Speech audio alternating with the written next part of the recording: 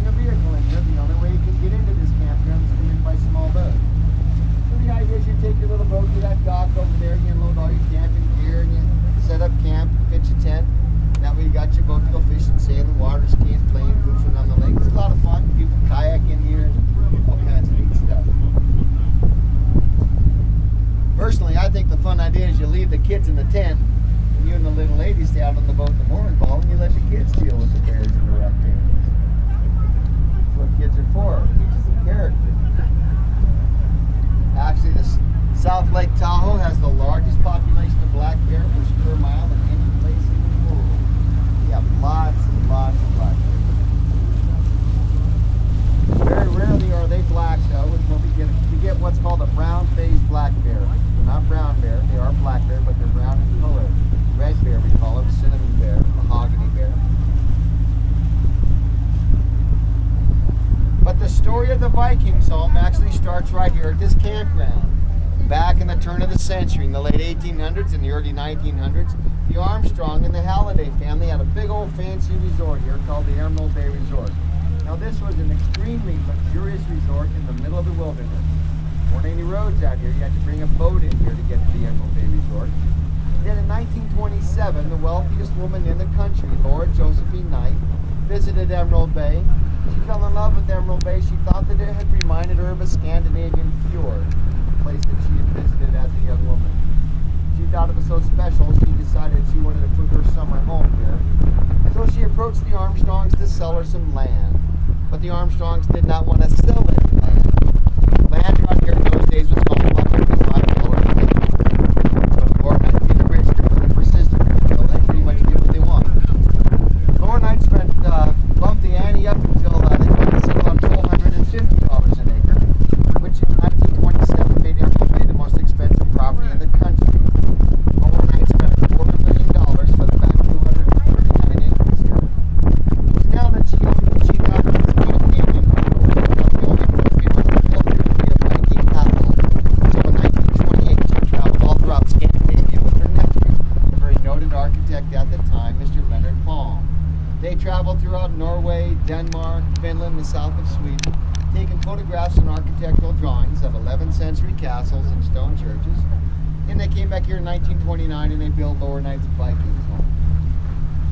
And that's directly in front of the boat.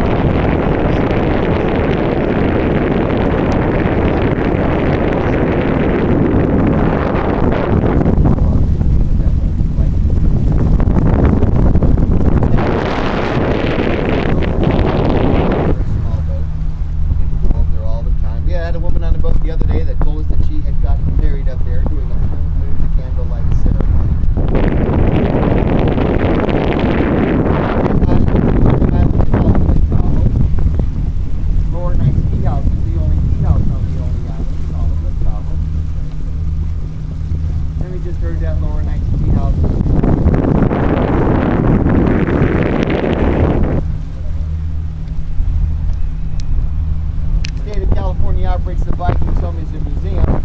Nobody lives in the Vikings home. They do give tours down here several times a day between Memorial Day and Labor Day. But if you want to come down and take the tour, you either have to come in by small boat or you've got to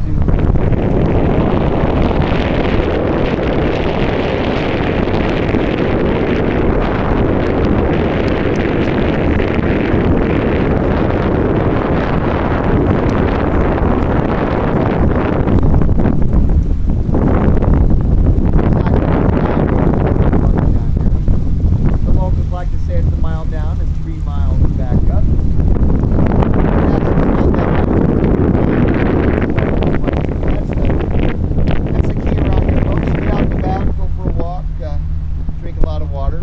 We are at 6,225 feet above sea level, the lake level. And humidity on a day like today is up to 60%. Dry you out. Take a lot of water. That's got to help with it before the day.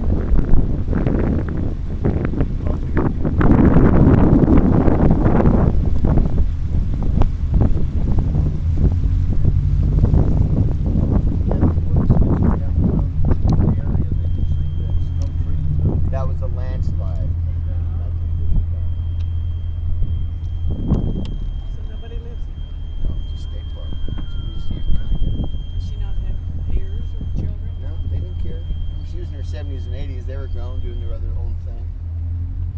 It was her thing being down here. Wow.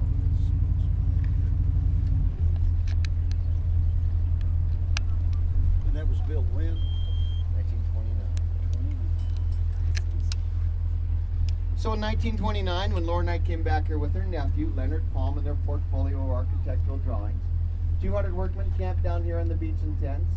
They harvested all the materials to build the Vikings home right here in Emerald Bay. They hand quarried all the granite, they hand carved all the timbers, and they built the Vikings home in just 5 months.